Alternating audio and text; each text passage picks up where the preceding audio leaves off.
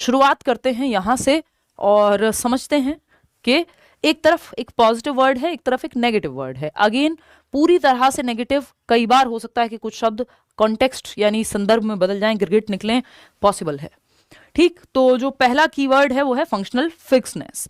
ये सालों साल से क्वेश्चन आता रहा है। आप 2011 से आज तक अगर आप एनालाइज करेंगे, 2011 से सीटेट शुरू हुआ, आज 2025 चल रहा है, 26 में आप पेपर देने जा रहे हैं, तो आपको दिखेगा कि ये सवाल पता नहीं कितनी बार आया है जहां पे फंक्शनल फिक्सनेस की बात हुई है, जिक्र हुआ है। तो फंक्शनल फिक्सनेस जिसको हम कहते हैं प्रकार्यात्मक स्थिरता, है ना, या कार्यात्मक स्थिरता, ये अपने आप में नेगेटिव है। किसी भी कॉन्टेक्स्ट में फंक्शनल फिक्सनेस पॉजिटिव नहीं होता बशर्ते नॉट ना लिखा हो। अगर वर्ड में या क्वेश्चन में नॉट लिखा है कि कौन सा सही नहीं है तो फंक्शनल फिक्सनेस होगा। Other than that functional fixedness negative ही है, रेड से इसीलिए लिखा हुआ है इसको। प्रॉब्लम सॉल्विंग की जब हम बात करते हैं तो इसका जस्ट ऑपोजिट अगर हम देखें या कॉन्ट्रास्ट में अगर हम देखें तो प्रॉब्लम सॉल्विंग यानी समस्या समाधान, ये अपने आप में एक पॉजिटिव कीवर्ड है, अपने आप में एक पॉजिटिव टैग वर्ड है जिसको आप पॉजिटिवली देख सकते हैं। 57% लोग सही जवाब दे रहे हैं फर्स्ट ऑप्शन। चलिए अभी देखते हैं फर्स्ट ऑप्शन कैसे सही जवाब दे रहे हो यार, आप शर्म वरम कर लो थोड़ी बहुत, कैसे हो सकता है फर्स्ट ऑप्शन। चलिए सवाल पढ़ते हैं, गलत ही दे रहे हो आप जवाब।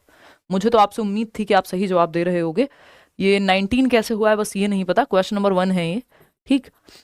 इन order to advance problem solving skills of learners, teachers should encourage dash and should promote dash thinking among learners. यानी शिक्षार्थियों के अंदर समस्या समाधान कौशलों को उन्नत करने के लिए शिक्षकों को डैश को प्रोत्साहित करना चाहिए और शिक्षार्थियों के बीच डैश के चिंतन को बढ़ावा देना चाहिए।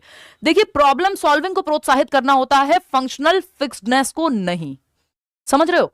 प्रॉब्लम सॉल्विंग तो आपकी चाइल्ड सेंटर्ड एजुकेशन भी कह रही है, बाल केंद्रित शिक्षा, के प्रॉब्लम सॉल्वर बनाओ आप बच्चे को। वो जो आइडियल मॉडल है आपका प्रॉब्लम सॉल्विंग का, उसको अप्लाई कराओ। जैसे भी कर रहे हैं बच्चे को प्रॉब्लम सॉल्वर बनाओ, क्योंकि लाइफ में प्रॉब्लम्स आएंगी, सोसाइटी में प्रॉब्लम्स हैं, प्रेजेंट लाइफ में प्रॉब्लम्स हैं, बच्चा प्रॉब्लम सॉल्वर बने। प्रॉब्लम सॉल्वर बनना अच्छी बात है, एनकरेज करना है। शुड एनकरेज व्हाट, कहीं लिखा हुआ है प्रॉब्लम सॉल्विंग या कुछ कहीं कुछ पॉजिटिव दिख रहा है आपको? Should encourage dash and should promote dash thinking among learners. अगर प्रॉब्लम सॉल्विंग स्किल्स को, समस्या समाधान कौशलों को, कि समस्या का समाधान करना बच्चा खुद से सीख जाए, आपको बढ़ावा देना है। तो जब यहां पे रेड लिखा हुआ है कि फंक्शनल फिक्सनेस जो है नेगेटिव टर्म है, नेगेटिव कीवर्ड है, नेगेटिव टैग वर्ड है, तो इसको क्यों आप इसके पीछे पड़े हो? प्रॉब्लम सॉल्विंग में कैसे हेल्प करेगा ये? तो ये तो नहीं आएगा। देखिए फंक्शनल फिक्सनेस है क्या, अभी उसको समझते हैं। कार्यात्मक स्थिरता यानी फंक्शन करने का तरीका आपका फिक्स हो गया है ना। आप बढ़ती उम्र में लोगों को स्पेशली देखते हैं, उनके तरीके सेट हो जाते हैं। उनको लगता है जो तरीका आज से 15 साल पहले काम कर रहा था वही तरीका काम करेगा पेरेंटिंग का भी आज, जबकि जमाना बदल गया, दुनिया बदल गई, बच्चे बदल गए, है ना। आप माँ बाप फिर भी वही कह रहे हैं, नहीं नहीं बेटा, बच्चा जो शादी के लिए लड़का तो जो है या लड़की तो जो है क्या है, अपनी जाति, अपना धर्म, अपने कास्ट उसमें भी देख लेना, ये चीजें और देख लेना, सरकारी नौकरी वाला चाहिए, फलाना ढिमका, वो एक ही ढर्रे पे हैं। फिर जैसे जैसे आप देखते हैं कि बच्चा तो जो है शादी करने को तैयार नहीं है, फिर एक स्थिति ये आ जाती है, वो कहते हैं बेटा इंटरकास्ट ही देख लो, है ना, बेटा ये भी देख लो, बेटा वो भी कर लो, अच्छा ये वाली नहीं, ये वाली जाति चल जाएगी। तो देख रहे हो फंक्शनल फिक्सनेस क्या थी, मजाक में जवाब वो दे रही हूं एग्जांपल। फंक्शनल फिक्सनेस कहां थी कि एक ही तरीका है, बस एक ही तरीके पे अटके थे कि किसी प्रॉब्लम को सॉल्व करने का एक ही तरीका है। बाद में आप देखते हैं बदल जाते हैं, वो मल्टीपल तरीके हैं भाई। तो फंक्शनल फिक्सनेस है कि कुछ भी समस्या बस फोन की वजह से हो रही है ना, एक ही तरीके से किसी प्रॉब्लम को सॉल्व करेंगे। हमेशा क्या एक ही तरीका काम करेगा सारी प्रॉब्लम को सॉल्व करने पे? कि आज से 50 साल पहले जो तरीका काम कर रहा था वही तरीका काम करेगा? आज से 50 साल पहले जिस करियर की हम बात कर रहे हैं वो करियर एग्जिस्ट भी नहीं करता था। अगर मैं और आप ऐसे कनेक्ट होकर के यूट्यूब पर पढ़ाई हो सकती है, कहां, कौन सा यूट्यूब 50 साल पहले और कौन सा ये वाला करियर, है ना, कौन यूट्यूबर, है ना, या कौन यूट्यूब एजुकेटर। तो अगर सेम तरीके पे चलते रहेंगे, नहीं पढ़ाई तो सिर्फ ऑफलाइन ही होगी, तो ये फंक्शनल फिक्सनेस है, ये समस्या के समाधान में बाधा बनेगी कि कोई भी प्रॉब्लम आपके सामने है और आप एक ही तरीके से सॉल्व करना चाहते हैं। प्रॉब्लम सॉल्विंग में फ्लेक्सिबिलिटी होनी चाहिए, मल्टीपल तरीके आप अपनाएं, तो ये तो नेगेटिव हो जाएगा। प्रॉब्लम सॉल्विंग इससे तो नहीं होने वाली। डाइवर्जेंट थिंकिंग पॉजिटिव है कि कई दिशाओं में सोचना, लेकिन क्योंकि एक ऑप्शन नेगेटिव है तो कैसे प्रॉब्लम सॉल्विंग में बाधा बनेगा? ये तो फंक्शनल फिक्सनेस नहीं प्रमोट कर सकते। फंक्शनल फिक्सनेस एनकरेज फंक्शनल फिक्सडनेस, कार्यात्मक स्थिरता को एनकरेज नहीं कर सकते, डिस्करेज करना है, क्योंकि इस पे बच्चा अटक जाएगा। ये रिजिडिटी है एक तरह की, है ना, कि आप मल्टीपल तरीके देख ही नहीं रहे हो, तो ये तो पॉसिबिलिटी नहीं है। डाइवर्जेंट थिंकिंग पॉजिटिव है, लेकिन आपको दोनों पॉजिटिव चाहिए भाई। डाइवर्जेंट थिंकिंग तो चलो दिशाओं में सोचना यहां सही था, तो ये तो नहीं हो सकता। अगर एक भी नेगेटिव है तो दोनों ऑप्शन हमें पॉजिटिव चाहिए थे, है ना। तो आप इसके साथ नहीं जा सकते फर्स्ट ऑप्शन के साथ, ये जो कूद कूद के आप जवाब देने में लगे हुए हैं। फर्स्ट ऑप्शन का। सेकंड है मीन्स एंड एनालिसिस। देखिए प्रॉब्लम सॉल्विंग में मीन्स एंड एनालिसिस पॉजिटिव बात होती है, जैसे डाइवर्जेंट थिंकिंग पॉजिटिव होती है कि दिशाओं में सोचना, अपसारी चिंतन। तो ये अपसारी चिंतन पॉजिटिव है, साधन अंत विश्लेषण पॉजिटिव है, लेकिन ये अभिसारी चिंतन प्रॉब्लम सॉल्विंग के लिए बाधा बनता है, कार्यात्मक स्थिरता बाधा बनती है। तो अगर एक भी ऑप्शन नेगेटिव है तो हम इसके साथ नहीं जा सकते। मीन्स एंड एनालिसिस होता है एक बड़ी सी प्रॉब्लम है, उसको टुकड़ों में तोड़ करके आप साधन बना रहे हैं, टुकड़ों में तोड़ करके प्रोसेस के थ्रू जाना, एक बड़ी प्रॉब्लम जो कि साध्य है उस तक पहुंचने के लिए। भाई आपको पेपर क्लियर करना है तो आप देख रहे हैं कि 15 नंबर में 5 नंबर में इंक्लूसिव एजुकेशन कर लूंगी, 10 नंबर में ये कर लूंगी, ये चीज यहां से पढ़ लूंगी, तो आप पार्ट्स में तोड़ रहे हैं एक बड़ी प्रॉब्लम को कि पेपर क्लियर हो जाए, जो कि अच्छी बात है। Means end analysis problem solving में हेल्प करता है। वर्बलाइजेशन, क्योंकि कन्वर्जेंट थिंकिंग हेल्प नहीं करती, यानी सिकुड़ते हुए दायरों में सोचना, दिशाओं में सोचेंगे तो अच्छा होगा। Verbalization is good, verbalization is a positive thing कि आप वर्बलाइज कर रहे हैं, मौखिकीकरण, अपनी प्रॉब्लम को और डिटेल में समझ रहे हैं। जब आप खुद से बात करते हैं, प्रॉब्लम को समझते हैं, खुद से बोल बोल के कई बार आप चीजें खुद को ही समझा रहे होते हैं, तो आपकी प्रॉब्लम सॉल्व होने में हेल्प होती है। ये बात एकदम सही है। आप जैसे प्राइवेट स्पीच भी क्या है, डायरेक्शन देती है व्यक्ति को, तो मौखिकीकरण वैसा ही है। सदृश्यात्मक यानी एनालॉजिकल थिंकिंग, ये भी एकदम पॉजिटिव चीज है।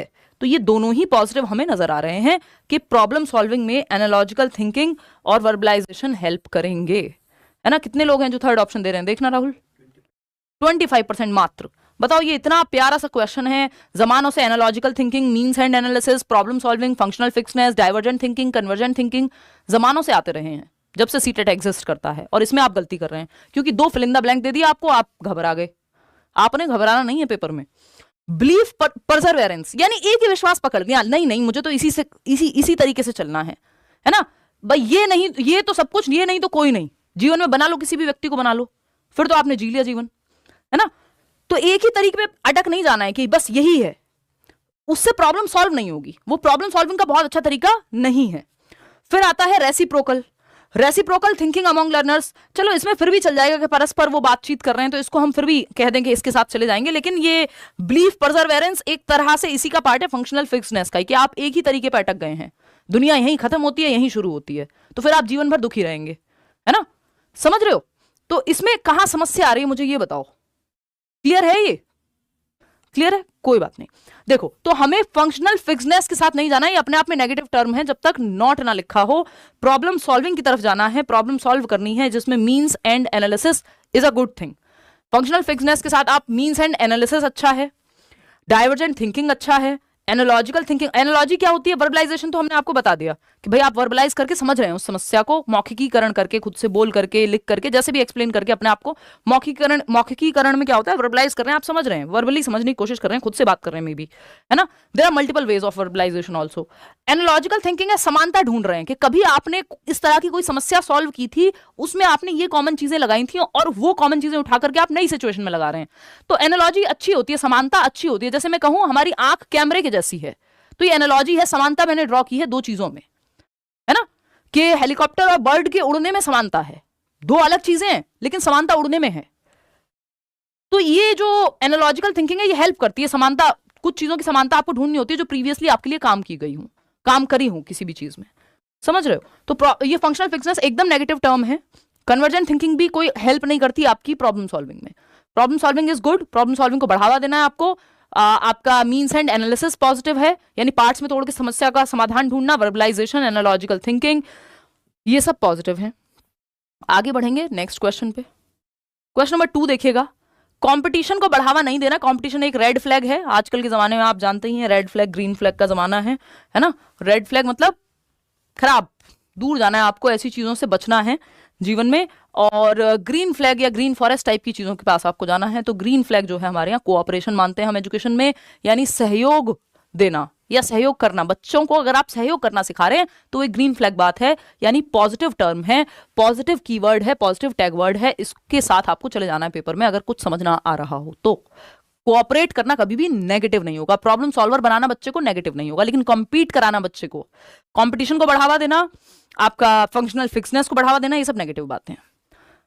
कंपटीशन यानी प्रतिस्पर्धा, इससे आपको बचाना है बच्चे को। कट थ्रोट कंपटीशन नहीं कराना है, गला काट प्रतिस्पर्धा। कंपटीशन कराइए बच्चे का खुद से, ना कि उसके दोस्तों से या बाकी बच्चों से। तो क्वेश्चन पढ़ लेते हैं। Cooperative learning strategies focus on, यानी सहयोगात्मक अधिगम शैलियां जो हैं वो किस बात पे फोकस करती हैं। सहयोगात्मक मतलब जहां बच्चे ग्रुप में एक दूसरे का सहयोग करके सीख रहे हो। पहला ऑप्शन है students competing with each other. हमने तो देख लिया ऊपर पहले ही कि कंपटीशन क्या है। कंपटीशन जो है एकदम नेगेटिव टर्म है, विद्यार्थियों को आपस में प्रतिस्पर्धा कराना कोई बहुत अच्छी बात नहीं है। अब कई लोग कहेंगे कंपटीशन तो हमें बेटर बनाता है, कंपटीशन से तो हम अच्छे बन जाते हैं, फलाना ढिमका ये वो। देखिए कुछ लोगों के लिए ये बहुत अच्छा कारगर हो सकता है, लेकिन अंत में कंपटीशन का ऐसा कोई बाद में लड्डू नहीं मिलते। लॉन्ग रन में बच्चे के अंदर जो नेचुरल टैलेंट है वो दब जाता है कई बार। तो कुछ लोगों के लिए अच्छा हो सकता है, या हेल्दी कंपटीशन को आप थोड़ा बहुत प्रमोट कर सकते हो, बट पेडागोजिकली हम इसको बहुत पॉजिटिव नहीं मानते हैं, नेगेटिव ही मानते हैं हम कंपटीशन को। ठीक, तो students helping one another to learn, ये बात सही है। कोऑपरेशन, सहयोग, कोलैबोरेशन, कोऑपरेशन, ये शब्द जो है आपके लिए अच्छे हैं कि बच्चे सहयोग, प्रोजेक्ट वर्क कर रहे हैं ग्रुप में, किसी प्रॉब्लम को सॉल्व कर रहे हैं, तो अच्छा है। साइंटिस्ट मिलके जो है मिशन ग्रुप में करते हैं, है ना। स्पाई वो लोग भी ग्रुप में काम करते हैं, अभी मूवी आई है धुरंधर। ठीक, students maintaining silence in the class, यानी बच्चे जो है साइलेंस बना करके रखे हों। अगर क्लास में सिर्फ शांति है, किसी भी वजह से कोई बहुत अच्छी क्लास नहीं है, क्लास में थोड़ी चहल पहल होनी चाहिए, बातचीत होनी चाहिए। फिर आता है students listening to teacher patiently, यानी टीचर को बस बात सुन रहे हैं। यहां पे बात क्या थी आपको समझ आई गई कि हम कंपटीशन को नहीं कोऑपरेशन को बढ़ावा दें, तो कोई भी और ऑप्शन यहां जमता ही नहीं है। फिर आता है परफॉर्मेंस गोल्स और मास्टरी गोल्स या अप्रोच, इसको हम कह देते हैं। एक सवाल इस पर निश्चित रूप से आता है, ठीक है ना। परफॉर्मेंस गोल्स नेगेटिव मानते हैं हम, परफॉर्मेंस अप्रोच फर्स्ट आना नेगेटिव मानते हैं हम, मास्टरी अप्रोच हम पॉजिटिव मानते हैं, क्योंकि आप मास्टर बनने पे ध्यान दे रहे हैं ना कि नंबर लाने पे। परफॉर्मेंस गोल में आप परफॉर्मेंस पे जोर देते हैं कि फर्स्ट आना है मुझे, कुछ भी करके चतुर रामलिंगम की तरह 3 इडियट में, है ना, चाहे चमत्कार को बलात्कार बोल रहे हो लेकिन फर्स्ट आना है, बस चाहे रट्टा लगा दें। रोट रटंत विद्या चलंत नहीं, सिंपल बात। परफॉर्मेंस गोल में कुछ भी करके फर्स्ट आना आपका लक्ष्य होता है, और मास्टरी गोल में आपको मास्टर बनना है, जैसे वो रेंचो का कैरेक्टर था 3 इडियट में, जो कि फुनसुक वांगडू की अगर हम बात करें। ठीक, चलिए पोल चेंज नहीं किया गया, अच्छा ठीक है। तो 61% लोग ए कह रहे हैं। तो a student is reading books to satisfy her curiosity about certain concepts, this is an example of, यानी एक बच्चा है जो अपनी क्यूरियोसिटी को सेटिस्फाई करना चाहता है, यानी जिज्ञासा को शांत करना चाहता है। उसके मन में इच्छा है कि यार ये तारे नीचे क्यों नहीं गिरते हैं, ये जिज्ञासा है, तो अब वो जानने की कोशिश कर रहा है, इसलिए वो पढ़ रहा है, किसी वेबसाइट पे जाकर के कोई किताब पढ़ रहा है, मम्मी पापा से क्वेश्चन पूछ रहा है, व्हाटएवर। तो वो अपनी जिज्ञासा को, क्योंकि जो चाइल्ड सेंटर्ड एजुकेशन है वो कह रही है बच्चे में 3 चीजें जन्म से हैं, कि बच्चा क्यूरियोसिटी रखता है, जिज्ञासा रखता है, इसीलिए बहुत सारे सवाल पूछता है, हम उसकी जिज्ञासा को मार देते हैं। बच्चा क्रिएटिविटी यानी कुछ नया करने की क्षमता रखता है, और बच्चा एबिलिटी टू लर्न, यानी हर बच्चा सीख सकता है बशर्ते आपको सिखाना आता हो। तो ये CCL, ये 3 चीजों को आपको ध्यान में रखना है। तो यहाँ पे 1 मिनट में किसी का क्वेश्चन पढ़ लेती हूँ। तो यहाँ पे आपको पहचानना है फटाफट से। 73% लोग कह रहे हैं मैम टेट 10 टाइम्स क्लियर हुआ है, गवर्नमेंट सर्विस हुआ है, आपके वीडियो बहुत अच्छे हैं, थैंक यू शाहिद। बट 10 बार दिया क्यों यार, इतने पैसे क्यों बर्बाद कर रहे हो, हैं, ये कौन सा शौक है टेट देने का। एनीवे बहुत बढ़िया, कॉन्ग्रेचुलेशंस। देखिए, तो अगर हम बात करें, एक छात्रा अपनी कुछ अवधारणाओं के बारे में जिज्ञासा शांत करने के लिए किताबें पढ़ रही है, ये किसका उदाहरण है, परफॉर्मेंस गोल का, या अप्रोच गोल भी बोलते हैं इसको। तो आप लोग गलत जवाब दे रहे हैं यहाँ पे कि परफॉर्मेंस, ये अप्रोच ओरिएंटेड मास्टरी गोल, अवॉइडेंस ओरिएंटेड मास्टरी गोल, या अप्रोच ओरिएंटेड परफॉर्मेंस गोल। सही तो दे रहे हो यार, आप लोग सही जवाब दे रहे हो, गुड। तो अगर हम देखें, देखिए अवॉइडेंस ओरिएंटेड में क्या होता है, आप फेलियर से बचना चाहते हैं, किसी तरह से 33% नंबर आ जाए, 60 नंबर आ जाए, पास हो जाऊं बस। वो जो राजू रस्तोगी का कैरेक्टर था उसमें 3 इडियट्स में, कि बस पास हो जाऊं। अप्रोच ओरिएंटेड परफॉर्मेंस गोल, इसमें आपको फर्स्ट आना है, तो ये भी पॉजिटिव नहीं है।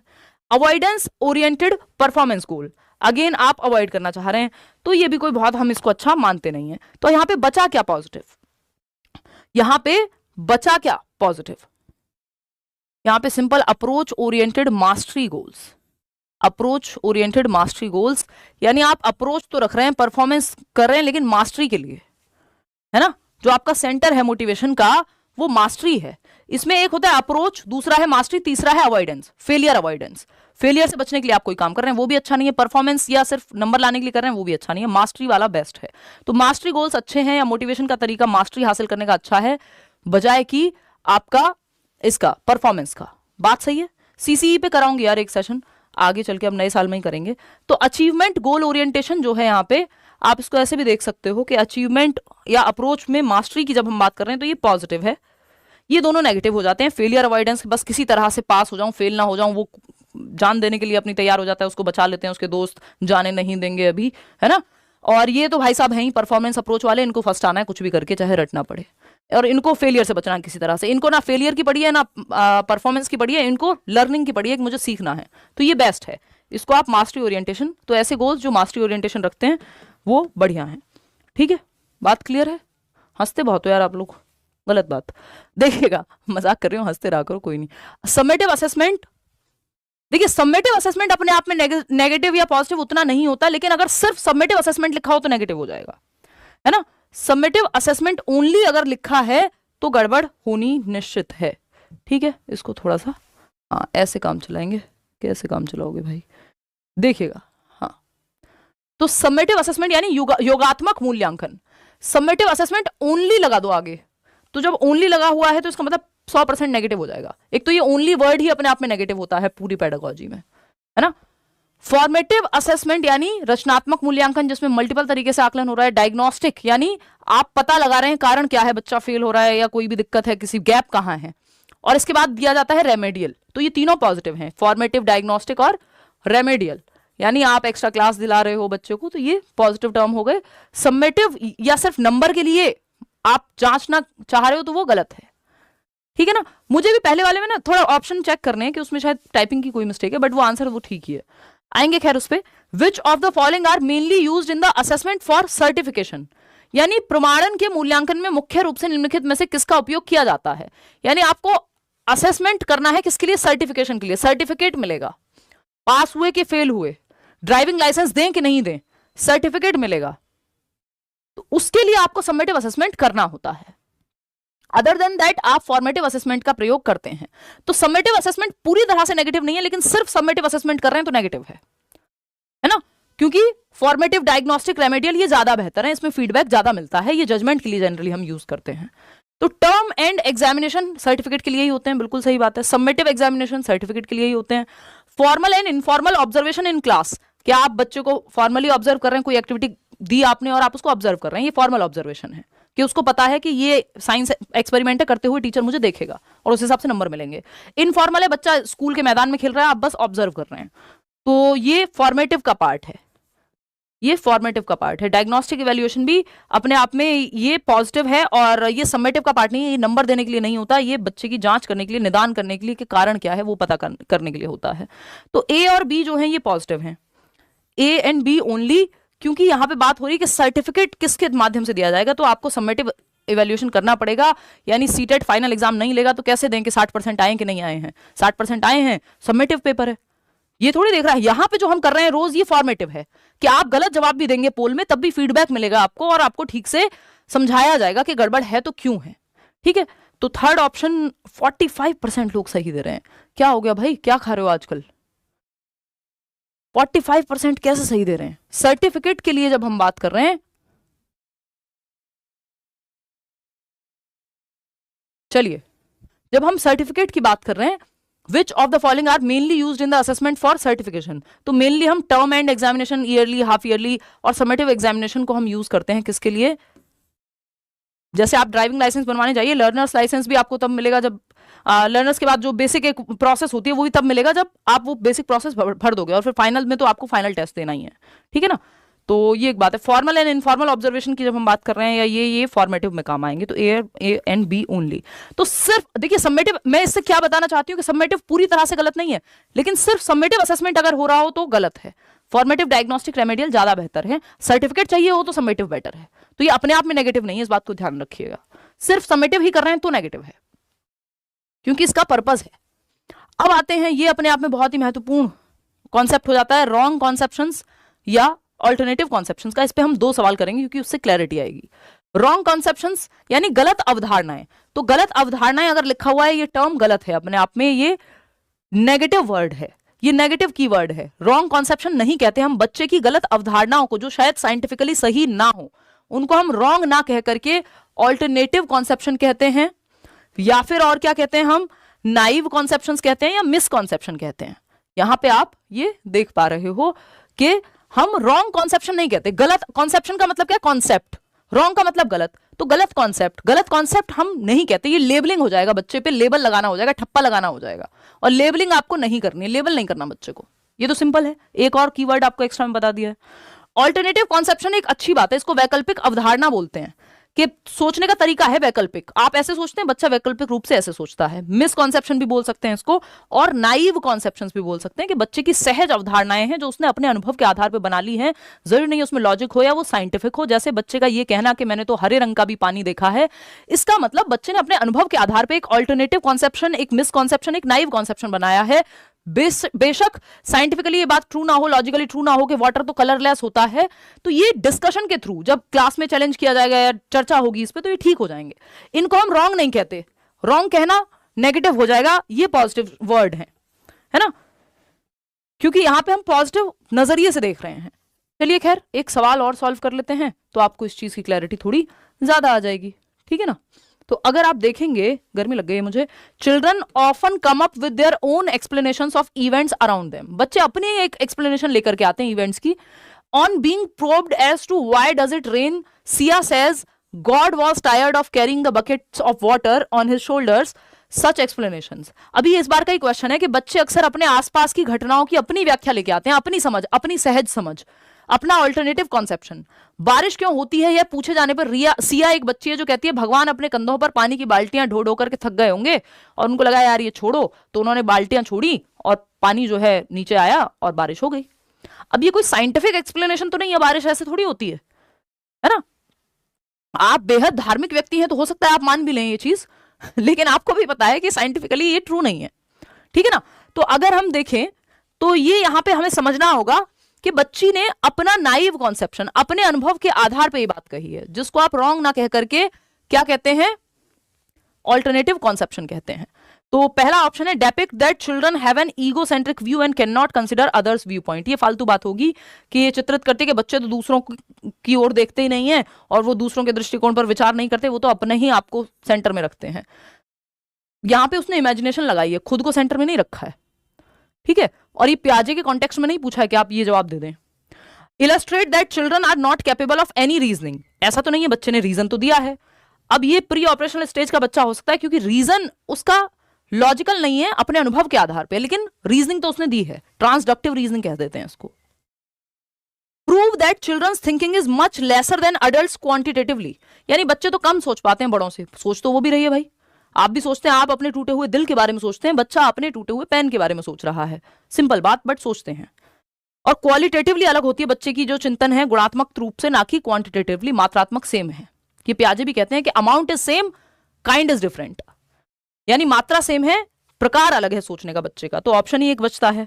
Indicate that children have naive understanding rooted in their cultural context with which they try to understand events, यानी उनकी संस्कृति में जो कहानियां उन्होंने सुनी हैं उसके आधार पे वो अपने अनुभव जुटा करके और जवाब देते हैं, जो कि सही है। तो इसको रॉन्ग कॉन्सेप्शन नहीं कहेंगे, ऑल्टरनेटिव या नाइव कॉन्सेप्शन या मिसकॉन्सेप्शन कहेंगे। तो fourth option is the right answer over here. Clear है बात, कोई दिक्कत परेशानी, 71% लोग सही जवाब दे रहे हैं। एक सवाल और अगर हम करें कि मिसकॉन्सेप्शन को अगर आप कैसे देखेंगे, तो एक क्वेश्चन और कर लीजिए, है ना, और आप जवाब दीजिए। इतने में ये जैकेट निकाल के रख देती हूँ क्योंकि ये जो है गर्मी मुझे लग रही है अभी।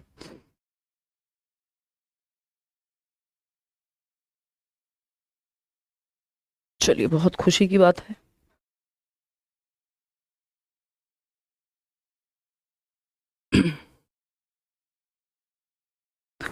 बहुत बढ़िया।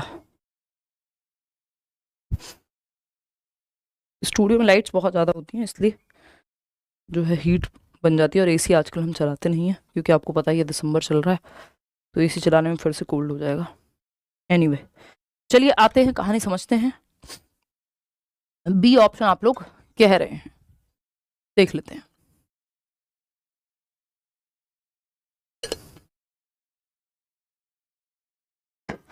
देखिएगा, ये एक सेशन अगर आप ठीक से देख लेते हैं तो मुझे लगता है कि आपके बहुत सारे क्वेश्चन पेडागोजी में गलत नहीं होंगे, बहुत सारे नंबर आप बचा सकते हैं, और सारे ही सब्जेक्ट में, ऐसा नहीं कि सिर्फ सीडीपी में ही, चाहे वो हिंदी पेडागोजी हो, इंग्लिश पेडागोजी हो, मैथ्स हो, ईवीएस हो, एसएसटी हो, साइंस हो, मिसकॉन्सेप्शंस आर, या मिसकॉन्सेप्शन क्या होते हैं, 89% लोग सही जवाब दे रहे हैं। अनयूजुअल टू गेट फाउंड, भाई बहुत यूजुअल है, विद्यार्थियों में पैदा होना असामान्य बात नहीं, सामान्य बात है, इसको नॉर्मली मानना है हमको।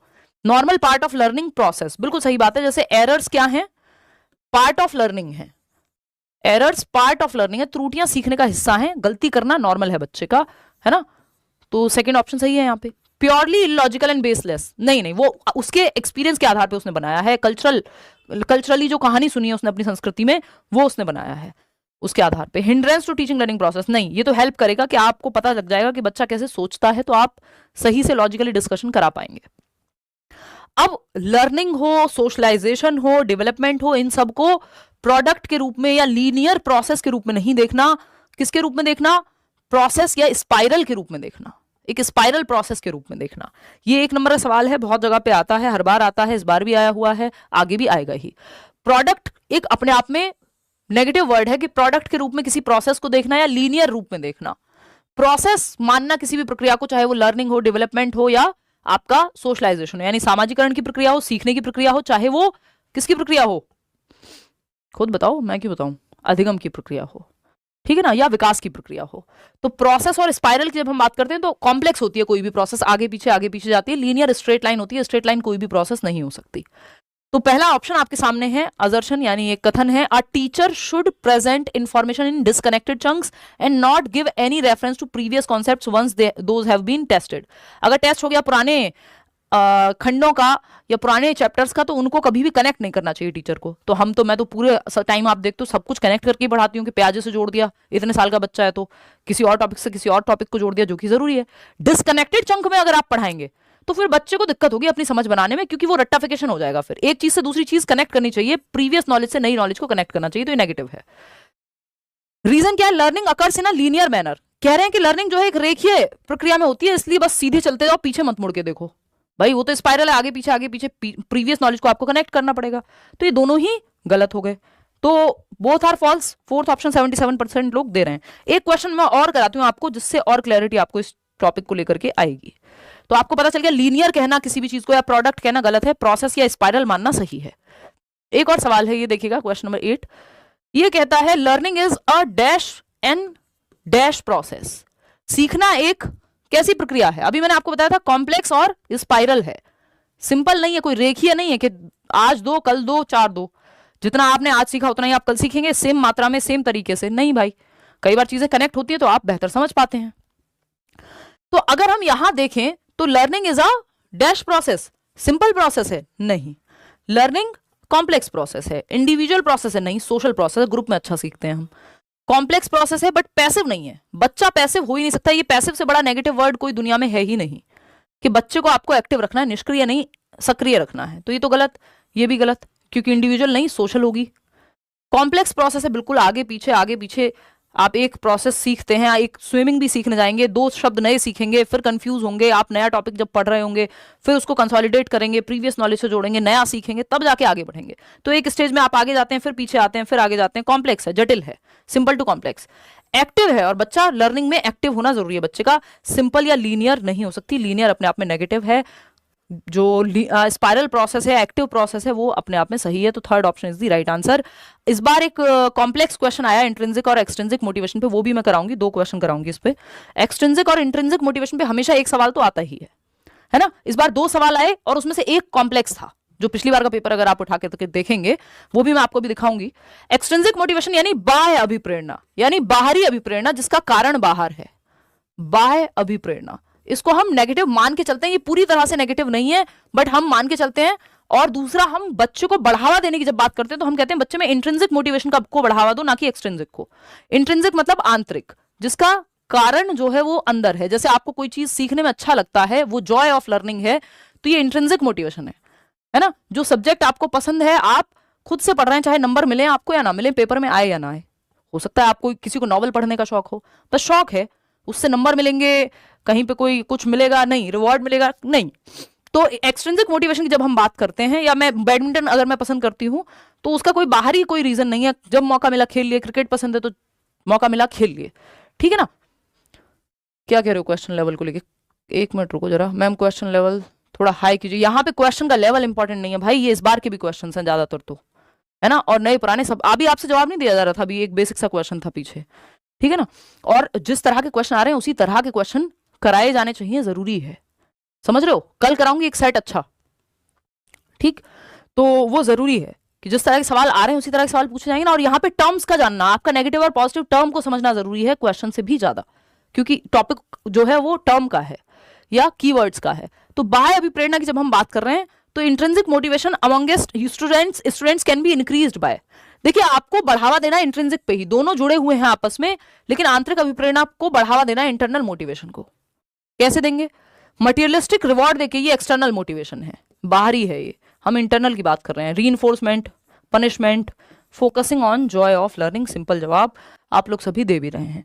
अब एक काम करो, इसके आगे वाला क्वेश्चन पढ़ते हैं, फिर देखते हैं कि क्या कहा गया है। Question number 10, which of the following statements correctly describes the relationship between intrinsic and extrinsic motivation. ये इस बार पूछा हुआ सवाल है पिछली बार का, यानी निम्नलिखित में से कौन सा कथन आंतरिक और बाह्य अभिप्रेरणा के बीच, वो भी इससे पहले वाला भी पूछा ही हुआ होगा कहीं ना कहीं, या उस लेवल का होगा एटलीस्ट, समझ रहे हो।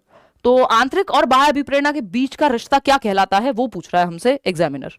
Intrinsic motivation can impact extrinsic motivation, but extrinsic motivation can not impact intrinsic motivation in any possible manner. ये कहना क्या हो जाएगा? गलत हो जाएगा। अब आप इसमें घूम गए हैं। इंट्रिंसिक एंड एक्सट्रिंसिक मोटिवेशन इसीलिए पहले किंडरगार्टन किया जाता है, फिर फर्स्ट क्लास में आते हैं, है ना। पहले प्लेवे वाला निपटाओगे, अर्ली चाइल्डहुड केयर एजुकेशन निपटाओगे, फिर आओगे प्राइमरी एजुकेशन में, फिर सेकेंडरी मिडिल में जाओगे, फिर सेकेंडरी, फिर सीनियर सेकेंडरी। आप चाहते हो सीधा ही आपको बिल्कुल हवा में टांग दिया जाए। तो ये कहना कि आंतरिक अभिप्रेरणा बाह्य अभिप्रेरणा को प्रभावित कर सकती है, लेकिन बाह्य अभिप्रेरणा किसी भी संभावित तरीके से आंतरिक अभिप्रेरणा को प्रभावित नहीं करती, गलत होगा। दोनों एक दूसरे को प्रभावित कर सकती हैं। हम ये कहते हैं, ये हम इससे पहले भी बात करते थे कि भाई बाह्य अभिप्रेरणा पुश स्टार्ट के जैसी है, कि धक्का देके गाड़ी स्टार्ट कर दिया आपने, कि बच्चों को कोई काम शुरू कराना था, उसको कहते तेरे को ये मिलेगा भाई शुरू कर दे, लेकिन जब तक उसको मजा नहीं आएगा वो करने में, Joy of learning, internal motivation नहीं मिलेगी साथ में, तो वो लॉन्ग रन में आगे नहीं जाएगा। तो किसी काम को शुरू कराने में बीच बीच में थोड़ा सा मोटिवेट करने के लिए एक्सटर्नल रिवॉर्ड वगैरह आप यूज कर लेते हैं, अदरवाइज करना नहीं है। Intrinsic and extrinsic motivations can both impact an individual's behavior, but they operate independently of each other. ऐसा नहीं है कि बिल्कुल स्वतंत्र हैं। कई बार आप इंट्रिंसिकली मोटिवेटेड होते हैं, फिर आपको अवार्ड मिलता है, तो आप एक्सटर्नली भी मोटिवेटेड हो जाते हैं, ठीक है ना। Intrinsic and extrinsic motivations can interact with each other in complex ways, with one type of motivation affecting the other. आंतरिक और बाह्य अभिप्रेरणाएं एक दूसरे के साथ जटिल तरीके से अंतःक्रिया कर सकती हैं, जिसमें एक प्रकार की अभिप्रेरणा दूसरे को प्रभावित करती है। कि इंटरनल और एक्सटर्नल मोटिवेशंस जो हैं वो इंटरेक्ट करती हैं बहुत ही कॉम्प्लेक्स तरीके से। आपको हो सकता है आपको टीचिंग बहुत पसंद हो, या मुझे थी, मैंने कई साल फ्री पढ़ाया, पैसे भी आने लगे, तो अच्छा है, कोई बुरा तो है नहीं, है ना। तो इंटरनल और एक्सटर्नल मोटिवेशन जो है दोनों इंटरमिंगल होकर के काम करते हैं, और कई बार एक टाइप की मोटिवेशन जो है दूसरे टाइप की मोटिवेशन को प्रभावित करती है, क्योंकि आपको काम पसंद है, मन नहीं कर रहा होगा, तब भी आप करने आ जाओगे, है ना। कोई बाहरी रीजन हो सकता है कि यार आप लोग वेट कर रहे होगे, आपका पेपर है, हो सकता है मेरा मन ना हो पढ़ाने का, या मैं सोचूं यार रिटायरमेंट ले लेती हूँ, बहुत हो गया। फिर मुझे लगता है, या लोग आसपास जब मिलते हैं तो कहते हैं कि नहीं बहुत सारे लोगों को फायदा हुआ है, और हमें तो आप ही समझ में आता है, फलाना ढिमका, 50 तरह की चीजें। तो ये सब देखते हुए लगता है यार हाँ क्वालिटी भी बेटर है। तो अगर बाहर ही हो रीजन, तो कई बार आप बाहरी रीजन के लिए भी करते हो कि ठीक है यार ड्यूटी है अपनी, पढ़ाना चाहिए, ठीक पढ़ा लेते हैं, पढ़ाना चाहिए, लोगों को हेल्प होती है। तो ये दोनों एक दूसरे को प्रभावित करती हैं कई बार, कि जब आप इंटरनली मोटिवेट नहीं हो रहे तो हो सकता है बाहरी मोटिवेशन आपको मोटिवेट कर रही हो, और जब बाहरी मोटिवेट कर रही हो तो हो सकता है इंटरनल भी आ जाए जब आप शुरू करें वो काम। तो intrinsic motivation and extrinsic motivations are mutually exclusive, ये कहना गलत होगा, या इंडिपेंडेंट होती हैं, ये कहना गलत होगा। दोनों इंटरमिंगल हैं, दोनों एक दूसरे को प्रभावित कर सकती हैं और कॉम्प्लेक्स वेज में जुड़ी हुई हैं, हमें भी